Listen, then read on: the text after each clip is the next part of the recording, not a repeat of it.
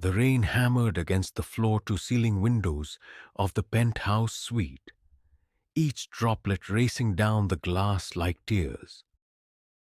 Amara stood frozen in the center of the lavishly decorated bedroom, her dark fingers clutching the silk robe she'd been given to wear. Her heart thundered in her chest as she heard the door open behind her. She had known this moment would come. From the second she'd agreed to the arrangement, the marriage that would save her father's struggling business and clear his debts to the most powerful crime family in Seoul, she had known. But knowing and experiencing were two entirely different things. "You're trembling," came a voice, smooth as aged whiskey. Minho. She could tell them apart now after 3 weeks of this strange marriage. Minho's voice carried a warmth that his twin brother Junho's lacked, though both could freeze a man's blood with a single glance when they chose to. "I'm fine," Amara lied, forcing herself to turn and face them. The Kim twins stood just inside the doorway, both having removed their suit jackets. Minho's tie hung loose around his neck, his dark hair slightly disheveled from running his hands through it. A habit she'd noticed when he was thinking. Junho stood with perfect posture, his tie still impeccably knotted, his expression unreadable as he studied her with those intense dark eyes. They were identical in appearance, both tall and lean with sharp jawlines, high cheekbones, and an elegance in their movements that spoke of both privilege and danger. But their personalities couldn't have been more different. Something Amara had discovered during the awkward weeks since the wedding ceremony. Minho stepped forward first, always the one to bridge the gap. "You don't have to be afraid of us, Amara. Despite what you might think, we're not monsters." "I never said you were," she replied, lifting her chin with a defiance that surprised even herself. She'd been raised to be polite, to keep her head down, especially as a black woman in a society that didn't always welcome her. But something about the Kim twins brought out a boldness in her she hadn't known existed. Junho's lips quirked in what might have been amusement. "No, you didn't say it, but you think it. We can see it in your eyes every time we enter a room." It was true. The Kim twins controlled half of Seoul's underground operations. Protection rackets, gambling establishments, import businesses both legitimate and otherwise. They were feared, respected, and incredibly dangerous. And now, through a contract signed in desperation, Amara belonged to them both. The arrangement had been explicit from the beginning. One wife, two husbands. It was unconventional, even scandalous. But the Kim family had never cared much for convention. Their grandfather had started the organization with nothing but cunning and ruthlessness. Their father had expanded it into an empire. And now Minho and Junho, at 30 years old, ruled it together with an efficiency that terrified their enemies. "May I come closer?" Minho asked, his tone gentle. It was a question, not a demand, and that surprised her more than anything else about this evening. Amara nodded, not trusting her voice. Minho crossed the room with measured steps, as if approaching a skittish animal. When he reached her, he lifted one hand slowly, giving her time to pull away. When she didn't, he cupped her face, his thumb brushing across her cheekbone. "Your skin is beautiful," he murmured. "Like polished mahogany. I've wanted to touch you since the wedding, but you always look like you might shatter if we came too close." "I might," she whispered honestly. Junho moved then, circling around to stand behind her. She could feel the heat of his body, though he didn't touch her. You came to us a virgin, he stated. It wasn't a question. They'd known from the beginning. It had been part of the contract. A guarantee her father had offered, as if her inexperience made her more valuable. Yes, Amara confirmed, her voice barely audible. Then we'll be gentle, Minho promised. Tonight is about trust, not taking. Do you understand? She looked up into his eyes, searching for deception, for the cruelty she'd expected from men in their position. But all she found was patience, and something that looked almost like tenderness. I don't understand any of this, she admitted. Why me? Why this arrangement? You could have anyone. Beautiful women throw themselves at you both. Junho's voice came from behind her, closer now. Beautiful women throw themselves at our money, our power. They see the empire, not the men. You didn't want this marriage any more than most women would. That makes you different. That makes you honest. Minho's other hand came up to hold her face between his palms. And the moment we saw you, this fierce, proud woman who looked at us like we were demons she'd been forced to make a deal with, we both knew. You were ours. I'm not a possession, Amara said, some of her fire returning. Junho's hands settled on her shoulders, warm and surprisingly gentle. No, he agreed. You're not. You're our wife, our partner, our equal, in all the ways that matter. How can I be your equal? She asked. I have no power here, no choice. I'm in a foreign country, married to two men I barely know, expected to... She couldn't finish the sentence. Minho lowered his hands to take hers, threading their fingers together. You have more power than you realize, Amara. You have the power to refuse us. Right now, tonight, you can tell us no. And we'll leave this room. We'll give you more time. But the contract was business, Juno interrupted. This, what happens between us, is personal. We won't force you. Ever? Amara's mind reeled. This wasn't what she'd expected. She'd steeled herself for demands, for an impersonal claiming of rights they believed they'd purchased. Instead, they were offering her a choice. Why? She breathed. Why give me this choice when you could simply take what you want? Minho smiled, and it transformed his face from dangerously handsome to breathtakingly beautiful. Because we want more than your body, Amara. We want your trust, your affection. Eventually, if we're lucky, your love. And those things can't be taken. They must be given freely. Junho's hands moved from her shoulders to wrap loosely around her waist, his chest pressing against her back. We're patient men when it comes to things we truly want. And we want you, all of you, but only when you're ready to give yourself to us. The confession shook something loose inside Amara. These men, these dangerous, powerful men, were offering her something she'd never expected. Respect, agency, time. What if I'm never ready? She asked, testing them. Then we wait, Minho said simply. And while we wait, we show you who we really are. We let you see past the reputation, the violence, the darkness. We let you see the men underneath. And if you don't like what you see, Junho added, his breath warm against her ear. If you decide you can't love us both, then we'll find another way. We'll honor the contract to protect your father, but we'll release you from the personal obligations. Amara closed her eyes, overwhelmed by emotions she couldn't name.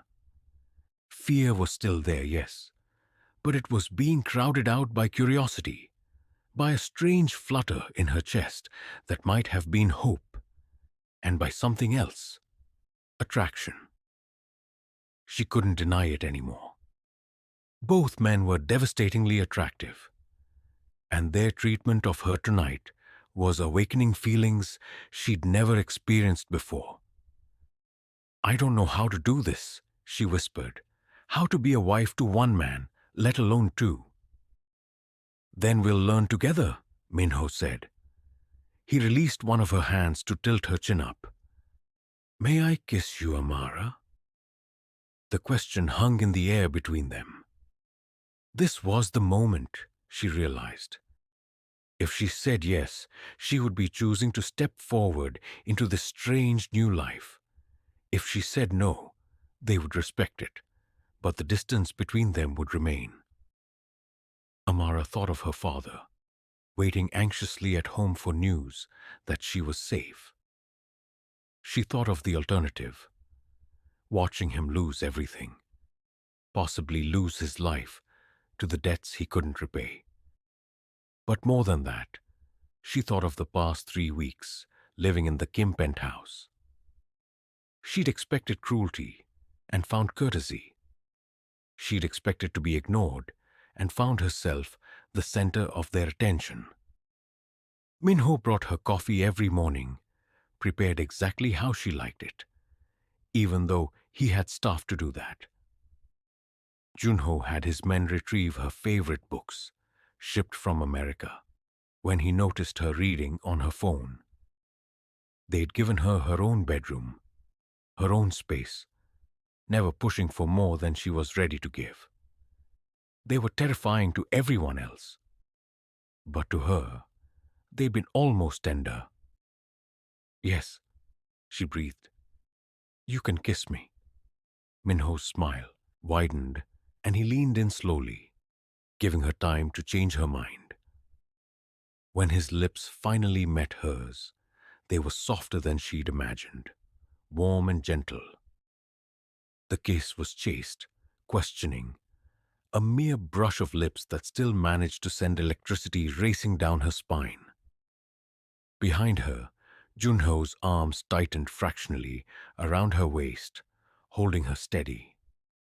"Beautiful," he murmured against her neck, not kissing, just breathing her in. "You're so beautiful, Amara." The words affected her more than she wanted to admit. In America, she'd grown up bombarded with images of beauty that didn't include her dark skin, her full curves, her tightly coiled hair. She'd learned to see herself as different, which too often felt like a synonym for less than. But here, in the arms of these two powerful men, she felt cherished. Minho pulled back slightly, his eyes searching hers. "All right?" "Yes," she said, surprised to find it was true. "I'm all right." "Good." He kissed her again, deeper this time, but still controlled, still letting her set the pace. His tongue swept against her lower lip, requesting entry. And after a moment's hesitation, she granted it. The kiss grew heated, and Amara felt her body responding in ways she'd only read about in books. Her hands, which had been hanging uselessly at her sides, came up to clutch at Minho's shoulders. Behind her, Junho pressed closer, his lips finally making contact with the sensitive skin of her neck. The dual sensation, Minho's mouth claiming hers while Junho worshipped her neck, overwhelmed her senses. A small sound escaped her throat, something between a gasp and a moan, and she felt both men respond to it, their touches becoming slightly more urgent. But then Minho was pulling back, breathing hard, his pupils dilated. "We should stop," he said, though he sounded reluctant. "Why?" The question escaped before Amara could stop it. Junho chuckled against her neck. "Because if we don't stop now, we won't be able to. And you're not ready for that yet." "How do you know what I'm ready for?" Amara challenged, surprised by her own boldness. "Because you're still afraid," Minho said gently, brushing a curl back from her face. "Less than you were an hour ago, but still afraid. We can feel you trembling." It was true. She was trembling, but she wasn't entirely sure anymore if it was from fear or from desire. Junho carefully released her, stepping back to give her space. Tonight was about showing you that you have a choice, that we respect you, that this marriage doesn't have to be what you feared it would be. Minho took her hand, raising it to his lips to press a kiss to her knuckles. We'll take this at your pace, Samara. When you're ready, truly ready, you'll tell us. Until then, we'll court you, we'll woo you. We'll prove to you that choosing us was the right decision. Choosing you, Amara repeated. I didn't choose you. My father. Your father made a business arrangement, Junho interrupted. But staying with us, opening yourself to the possibility of loving us, that will be your choice. And we'll do everything in our power to make you want to choose us. The sincerity in his voice, in both their voices, made tears prick at Amara's eyes. She'd been so certain this would be a nightmare, a sacrifice she'd have to endure. Instead, these dangerous men were offering her something she'd stopped believing in, the possibility of real love. The days that followed established a new rhythm. The twins were busy with their business during the day, but they always made time for meals with Amara. Breakfast was usually just her and Minhu, who was an early riser like she was. They'd sit on the balcony overlooking Seoul, drinking coffee and talking about everything and nothing. He told her stories about growing up as a twin, about the pressure and the privilege of being born into the Kim family. She told him about her childhood in America, about feeling caught between two worlds as the daughter of a Korean immigrant mother and an African-American father. Junho joined them for dinner, and those meals were more formal affairs, though still comfortable. He asked about her day, her interests, her dreams for the future. He listened intently to everything she said, as if filing away each detail for later reference. Where Minho was warm and expressive, Junho was cool and observant. But Amara was learning to read the subtle signs of his affection. The way his eyes softened when he looked at her, the slight curve of his lips when she said something that pleased him, the protective way he positioned himself between her and any potential threat. And in the evenings, they continued their new tradition of spending time together. Sometimes they watched movies, Amara introducing them to American cinema while they showed her Korean films. Sometimes they played games. Junho taught her Go, the complex strategy game, and seemed pleased when she proved to be a quick learner. Once, Minho taught her some basic Korean phrases, laughing gently when she butchered the pronunciation, but praising her effort. Through it all, they were patient. They didn't push for physical intimacy beyond the occasional touch. A hand at the small of her back, fingers brushing hers as they passed something across the table, a kiss on the forehead before bed. But Amara could feel the tension building, a promise of more hanging in the air between the three of them. She was also learning about their world piece by piece. She overheard phone conversations conducted in rapid Korean, picking up enough words now to understand they were discussing business deals and territory disputes. She saw the way their men looked at them with a mixture of fear and devotion. Once, she glimpsed Junho's hands after what must have been a difficult meeting, bruised knuckles that he tried to hide from her, wrapping them quickly when he noticed her staring. It scared her, but it also fascinated her. These men lived in a world so different from her own, yet they came home to her each night, and became almost normal. Almost. One evening, about a month after that first night, Amara was reading in the library when Minho entered. He'd been at a meeting that had run late, and she could see the tension in his shoulders, the tightness around his eyes. "Rough day?" she asked, setting down her book. He nodded, pouring himself a drink from the bar. "One of our suppliers tried to renegotiate terms." Junho had to remind him why that was a bad idea. The casual way that he said it sent a chill down Amara's spine. "Remind him how?" Minho took a long sip of his whiskey before answering. "Do you really want to know?" Did she? Amara thought about it. Part of her wanted to maintain her ignorance, to pretend the men she was falling for weren't capable of violence. But another part, a newer, bolder part, recognized that ignorance was its own kind of danger in this world. "Yes," she said finally. "I want to know." Minho studied her for a long moment, then crossed the room to sit beside her. Junho broke 2 of his fingers. Would have broken more, but the man saw reason quickly. Amara's stomach turned, but she forced herself not to look away. And if he hadn't seen reason? Then Junho would have kept going until he did, or until there was nothing left to break. Minho's voice was matter-of-fact, but she could see the conflict in his eyes. "This is who we are, Amara. This is the world we live in. People respect strength and fear weakness.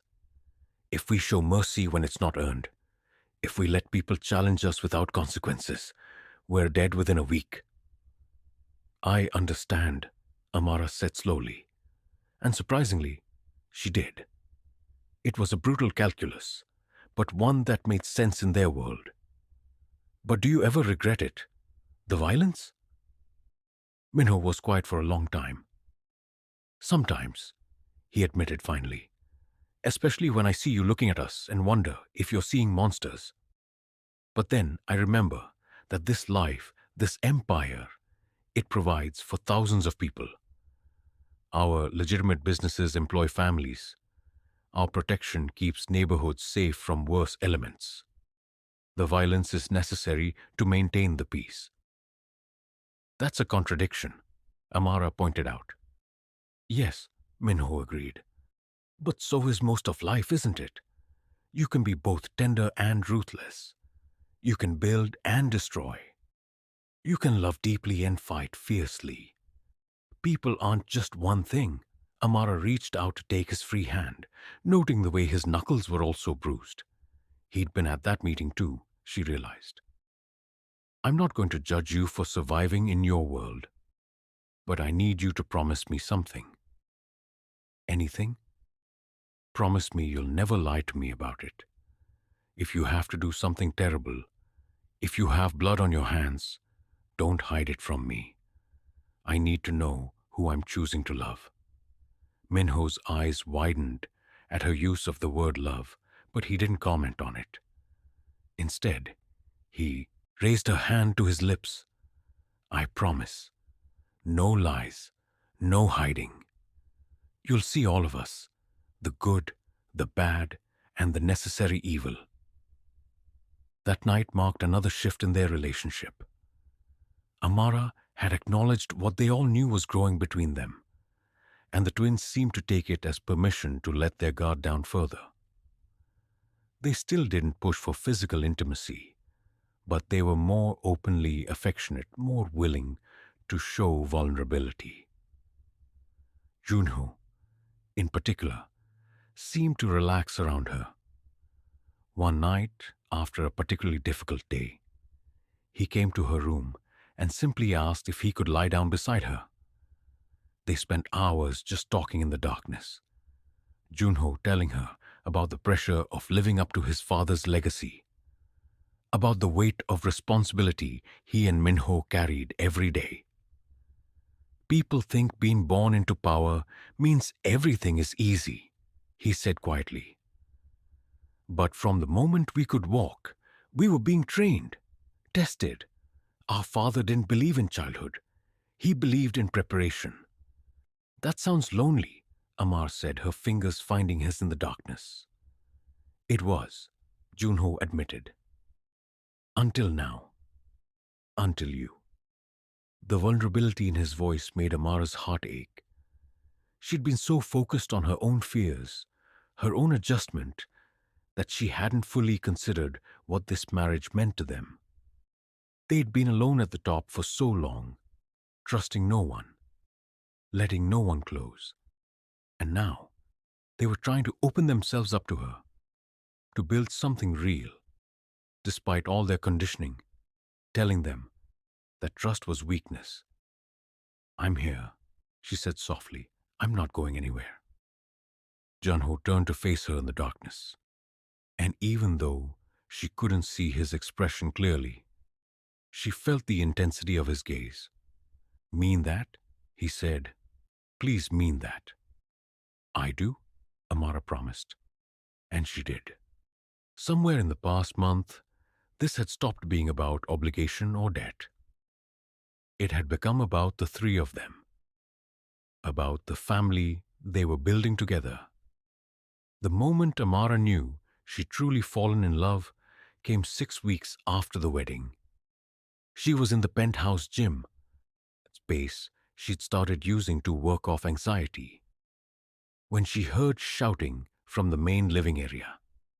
She rushed out to find Minho and Junho in the middle of a heated argument, speaking rapid Korean that she could only partially follow, but she caught enough.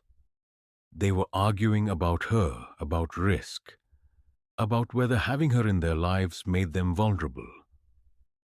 Junho was arguing that they needed to keep more distance, that their enemies would see her as a weakness.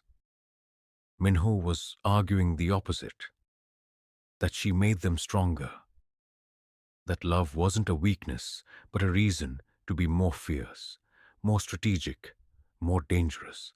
Enough, Amara said, her voice cutting through their argument. Both twins turned to her in surprise. I'm standing right here. If you're going to argue about me, at least have the decency to do it in English so I can participate. For a moment, both men just stared at her. Then Junho's expression softened. We're sorry.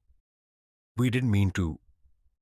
I know what you meant, Amara interrupted. Junho, you're scared. You're scared that loving me makes you vulnerable, that your enemies will use me against you. And you're not wrong. They will try. But pushing me away won't change that.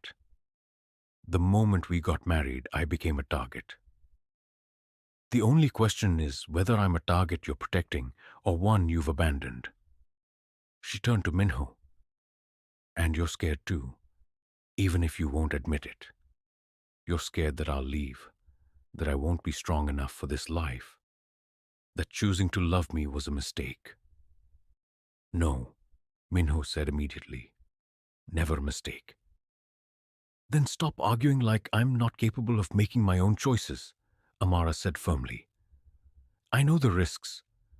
I know what I'm signing up for, and I'm still here. I'm choosing to be here, with both of you. The silence that followed was heavy with emotion. Then Junho crossed the room in 3 long strides and pulled her into his arms, holding her so tightly she could barely breathe. You're extraordinary, he murmured into her hair. Terrifying and extraordinary. Minho joined them, wrapping his arms around both of them. We don't deserve you. Probably not, Amar agreed, her voice muffled against Junho's chest. But you're stuck with me anyway. That night was the first time all 3 of them slept in the same bed by choice rather than circumstance. It was also the night Amara finally felt like she'd truly come home. The weeks turned into months, and Amara's confidence in her role grew. She started accompanying the twins to meetings, using her outsider perspective to read people in ways they couldn't. She noticed things, Body language, micro expressions, the tiny tells that indicated when someone was lying or planning betrayal. More than once, her observations prevented what could have been costly mistakes. The other families began to take notice. The Kim twins' American wife was not just a decoration or a weakness. She was a player in her own right, and a dangerous one at that. Some respected it, others resented it, but all of them learned to never underestimate her. The first real test came 4 months after the wedding. A rival family decided to make a move, believing the Kim twins had been weakened by their distraction with their new wife. They hit 3 of the Kim family's businesses in one night, causing significant damage and sending a clear message. They were coming for the Kim territory. The twins' response was immediate and brutal. But what their enemies didn't expect was Amara's role in it. While Minho and Junho were planning their retaliation, Amara was doing her own research. She discovered that the rival family's patriarch had a daughter studying at Seoul National University. A daughter who was kept far from the family business and knew nothing of her father's activities. Amara reached out to the girl, not with threats, but with information. She showed her evidence of what her father was doing, the people he was hurting, the danger he was bringing down on his own family. And she offered her a choice: convince her father to stand down and negotiate peace, or watch as the conflict escalated into a war that would destroy everything and everyone. The girl, horrified by what she learned, called her father. The conversation was tearful and angry, but ultimately effective. The rival patriarch agreed to meet, and Amara brokered a peace deal that cost the Kim family very little while saving face for their opponent. When it was over, Junho looked at her with something like awe. "You just prevented a war." "I gave everyone a way out," Amara corrected. "You would have won the war, but at what cost? This way, everyone keeps their dignity and their people." "You're wasted as just our wife," Minho said with a grin. "You should be our chief negotiator." And just like that, Amara found her purpose in their world. She became the Kim family's secret weapon, the one who found peaceful solutions to conflicts that would otherwise end in bloodshed. She had a gift for understanding people, for finding what they cared about, and using it not as leverage, but as common ground. Not every conflict could be resolved peacefully. Sometimes violence was inevitable, and Amara learned to accept that without falling apart. But more often than not, she found another way, and the Kim Empire grew stronger for it. As the first anniversary of their wedding approached, Amara realized she couldn't imagine her life any other way. She'd come to Seoul expecting imprisonment and found freedom. She'd expected cruelty and found love. She'd expected to lose herself and instead discovered who she truly was. The twins planned an elaborate celebration, but Amara requested something simple instead. Just the 3 of them, away from the city and the business and the constant demands. They went to a private house in the mountains, a place Minho and Junho had bought years ago but rarely used. For 3 days, they were just 3 people in love. They cooked together, laughed together, made love under the stars.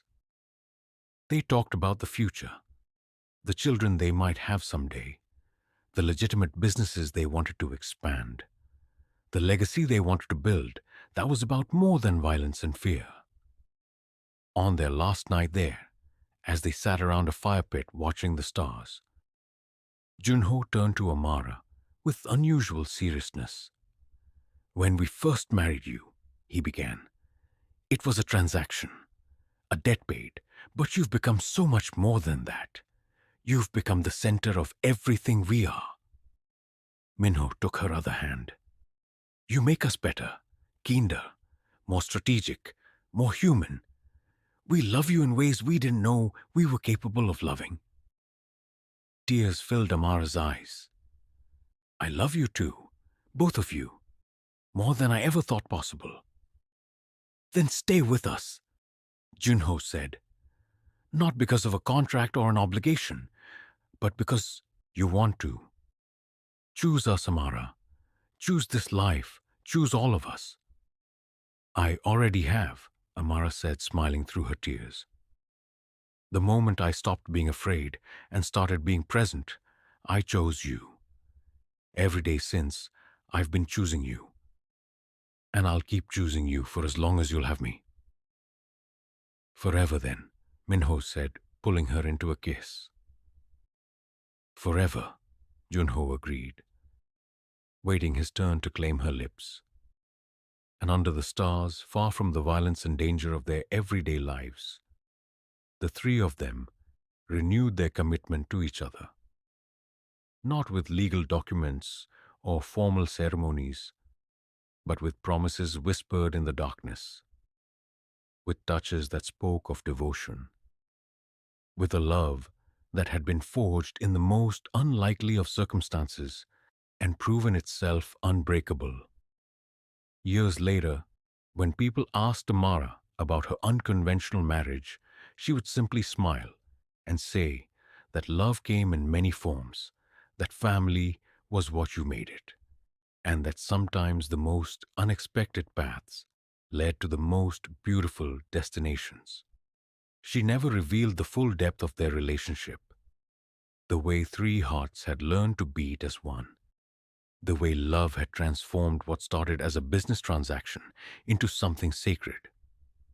That story belonged to them alone, a testament to the power of choice, trust, and a love that defied all conventions and expectations.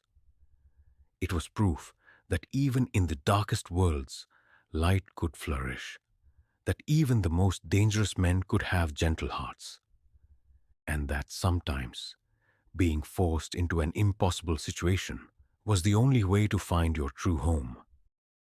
Amara had been told she would have both of them that first night, and it had sounded like a threat, but it had turned out to be a promise of belonging, of partnership, of a love so complete it filled every empty space in her soul. She had both of them, and they had her, and together they had built something extraordinary that would endure for all their days.